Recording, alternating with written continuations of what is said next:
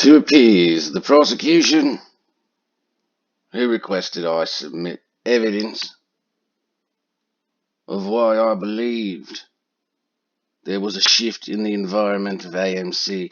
I submit Exhibit A.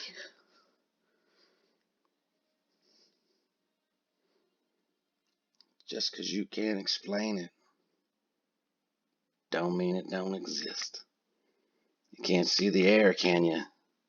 But you know it's fucking there, and you breathe it in every goddamn day. Alright, all that bullshit aside. I want to make sure, A, nothing's changed in my viewpoint of this. Everything that I basically said is kind of what has been happening, and nothing's changed. This is still a daily play, and if we get lucky, yay, we'll get runs like this. Because this shit right here happens, and this shit right here, this shit right here, this shit right here, homie, this that shit that fuck a squeeze up, or the quickness. Because the one thing Review Dick was right about was that when this is going up, which is why I cut my video short and was like, boom, I gotta go help push this shit because this is bullshit and this thing needs to go. And $10, as somebody was listening to me, and they're like, God damn it, sir, he's fucking filming us again. And then, God, if he turns this over to anybody and they check our timestamps in the system, they're gonna see we're fucking with shit. Let it run, Winston, let it run. We don't know what happened. This could be a combination of, market makers buying for all the contracts and some little guys getting crushed. But I mean, this is a lot of shares, dude. This is fucking millions. This is like what BlackRock had on their second quarter 13F. That's what they were holding. It's a lot of shares. A lot. So I guess to go through, look at the options chain, try to add up how many shares could have possibly been bought by the market makers. See if it correlates with all of this, how much of it does, see if it was maybe a percentage of that, a percentage of someone getting shut down. This may not be anyone getting shut down at all. This could all very well be option contracts. GME had a very similar structure set up, and it ran in the exact same way, but I do believe that at least one or two little guys got kicked in the balls when this thing was running towards 40, and someone was just like, nope, it's a wrap. You're done. You're done, son. But you do have to be buying when it's going up, when it needs help, when it needs pressure. You don't just buy when it's fucking red. You don't just buy when it's a dip. That is the worst time to do it. It's the worst time to do all your fucking buying. You need to be buying when everyone else is. But everyone likes to sit on their hands, and a lot of us lost a lot of money, so we don't have the fucking buying power to do this. We got to wait for the bigger people to do something, and then we can jump in and push, give that help. Which is that disconnect again in the community. But this is very, very bad. I saw this coming a mile away. I even said, I wonder when they're going to hit us with a big short. These guys have the information, all of this. They know who got shut down, if they got shut down, how many closed positions needed to be closed, and how many shares that would equate to, and what price it would get to, how many market makers had to buy shares, how many were going to be bought, and what price that would push this up to. And they would know exactly where to hit it, when to hit it. And then freeze everybody. And then, oh God, that's it, take my profits. If you're hoping for a squeeze and a squeeze is what you're here for, you should never, ever, ever, ever, ever be selling shares. You should only be buying them and stockpiling a position.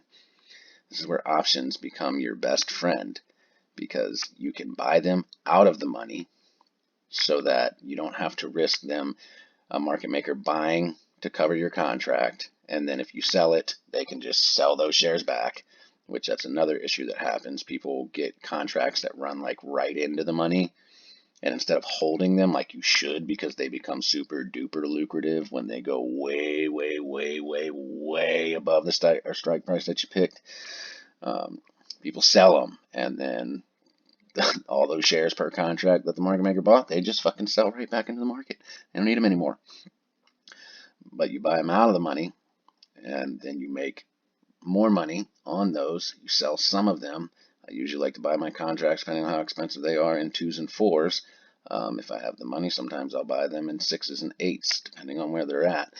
and sell at least half of them or 3/4 of them to get money when this is running to buy more shares and help contribute to the buying power there.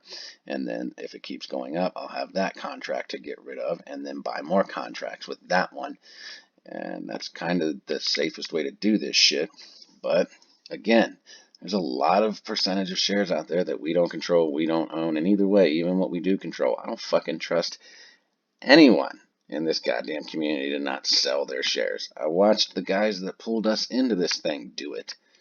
So treating it in that fashion is the safest way that we're going to make money. We already are. If you've been following me, listening to me, heeding my advice, if you've been picking up what I'm laying down, you should be making money at this point. But I want to make sure those new to options contracts understand that, if you're buying them in the money, or at the money, or just outside of the money, and they run in and you sell them, then that's a problem. That's going to give market makers opportunities to sell against what we're working towards. It's good to hold those contracts if you can afford them and hold them and then buy the out of the money ones to get more fucking money. Even the cheap ones at the top, when you're in an environment like this, even those $80 ones, if you buy them for the next week, I bought some of the $80 ones like down here for next week, and they're still holding a lot of value even after this. I bought an $80 one for this week, and it's in the red now. It was green, but now it's in the red. Hopefully tomorrow remedy that. And then there's that's the crazy shit about puts I'm talking about too. Like, this is why I want people to understand how puts work and get acquainted with them, because I bought a put down here too. At like 39, I bought a put, and my put was in the green up here, and the price wasn't going down. It's in the green. And if you're buying the right contracts and more people are buying those contracts, it makes that contract more lucrative. And then when you do get a downward movement, you also end up making money when it goes up and then when it goes down. Excuse me.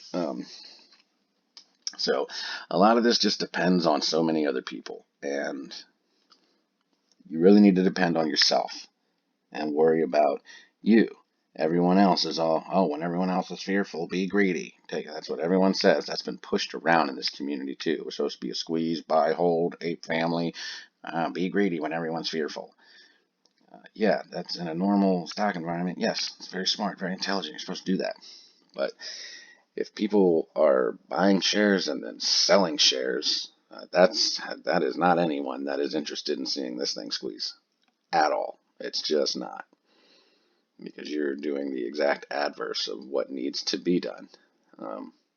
So I want to make sure that's understood, that, when it's going up, when you have the money, you need to be buying. You need to be helping this thing and adding to it, because when you're buying when it's at a higher price, you're creating a more valuable asset. Your stockpile of shares becomes more valuable by doing that. And then you're doing this, you're making your shit worth less money. So that's the one thing Review Dick had right. So whatever, give him kudos to telling y'all that. I just don't like the way he delivered it. So a lot depends on a lot of people, and you have to understand that. And that's where we got betrayed, the people in before June 2nd. We thought that we were all in this together. We were all holding, especially the big guys. And it was this big family of people holding, gonna rock this thing out, and then they fucking jetted on us. So you play it day by day, man.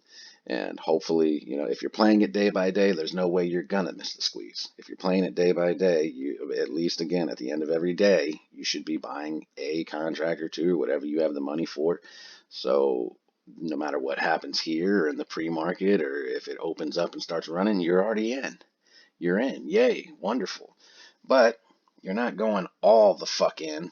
You wait for opportunities like this. When you see this, this is when you can start buying the shit out of shares. This is when you can start loading up on some contracts and fucking making a pretty penny. Instead of throwing it all in at the end of the day and then, it goes south the next day. And then you see all these losses, you get scared, and you lose a bunch of money. So I said chip at it, chip away at it. I fucked myself a little bit today because of that contract I got up here, and then I saw the T2 shit happening again today. My theory of what they're doing with T2. I was like, oh great, they're they're going to keep us about 50 cents below where we need to be today again, like last week. And nope, they got fucked. Like I said, I think yesterday really fucked them using that shorting up in the beginning of the day, trying to hit that 35 mark instead of just focusing on 40. So just want you guys to have an understanding of how this needs to go. Like when we do need to act and come together and help this thing get to where it's going. Nobody can argue with this at this point. Nobody can fucking argue with this anymore. I'm done hearing arguments about it now. You know, you had to have the conviction of there is a squeeze possible. If you don't, then why are you even in this? Why are you even around this? You know, a lot of the shit that needed to be discussed was how we got fucked by these guys, and this is still a live play, and all we had to do was wait for the environment to turn, wait for a nice move like this, and everyone just has to be smart about it this time. Everybody. But you can't depend on everyone, so you have to be smart for yourself, and in of itself, that's the most important thing right there. You know, you can always get in, and again, like I said, when it runs, and it fucking runs, like it did on the second, it's gonna halt. It's gonna get halted, and that will give you time to set up. And as long as, you know, you're not only strictly stuck with Robinhood or Webull, I seriously doubt that, you know, Fidelity or TD or anybody else is going to halt buying, like take away the buy button. I really don't think fucking Robinhood or Webull or anyone will be able to do that again. Not after what happened to them, not after it being on people's radar. I don't think they'll get away with it again. So either way, though, better to be safe than sorry. Um, so hopefully, you know, if you guys didn't have an understanding of what needs to be done, how options benefit this significantly, how they can benefit you more, to be able to have buying power to help in these runs, what you really should do if you have close to the money or at the money or already in the money contracts. But again, it's your money, and you have every right in the world to take it when you want to take it. You're the one that knows what you need it for, so don't ever be afraid to do that. But I just want to make sure you have an understanding of what makes the price go up, what makes the price go down, and why. So again, we still got all this to get through. We got the after hours pre-market to get through, see how everyone else responds to this day. I still think that we're in a position to where this could have been just a nice run, maybe the start of seeing some little guys getting crushed. And again, it may be on a fucking damn near 6-month cycle, like the very big move.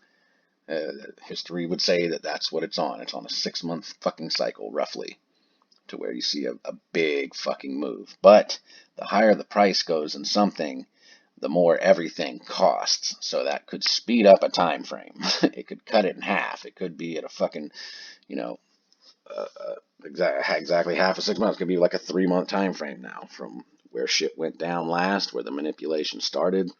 Might be a 90-day target now with where the price is at, because it's so much higher and it costs people more money now to short it and all of that bullshit. So I don't know. Just got to keep an eye on it.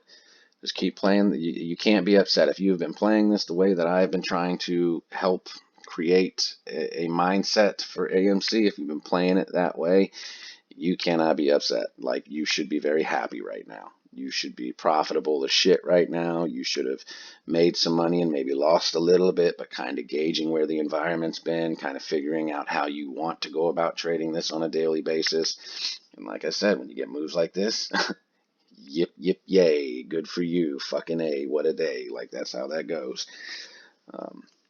It's not bank on anything other than the fact that this is a profitable stock, again, capable of moves like this. Which was my whole spiel about this, was that AMC is a great place to have your money, because at any time, this can happen. At any fucking time, that can happen. And if you're not in it, you're going to miss it. So let's get our heads right for tomorrow. If this thing tomorrow goes up Wednesday, like if we're following suit, Monday, Tuesday of last week have all done the same thing, fairly along the same lines, if Wednesday runs up like it did last Wednesday, I am going to write my DP theory down in ink instead of pencil. But I'm going to keep an asterisk next to it because I personally would like to see 3 weeks. I would actually like to see this thing run. Um, but let's keep with the day by day thing we've been doing. It's working, and we all should be making some money here, and that is the focus of this. What we do, even for you, for your investment, for whatever you got going on here, squeeze or not, when this thing is running like that, you want to be helping contribute to raising the price of your assets, making your investment more profitable. You don't want to be the one contributing to the downside by getting rid of your shares when everyone else is selling. Even then, if you were to sell and wanted to sell, the time to do it would be when it's going up. Like that's would be the time to do it, as to not literally destroy anything or create a trend like this shit. So I'm jacked. I'm excited.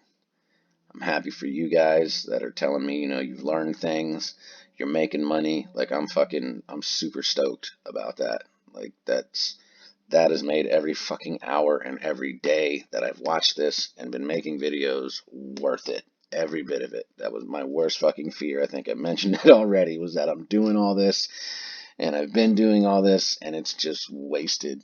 Like I wasn't able to help anyone, not even one person with it. And now I know that's not the case. And thank you all for those kind words. I'm going to keep doing what the fuck I'm doing. And hopefully there is a lot more money for us all to make together. I'll be fucking stoked, guys, for real. I'm very excited about this. I'm very excited people are learning shit. Very excited people are making money back. Very, very excited about that.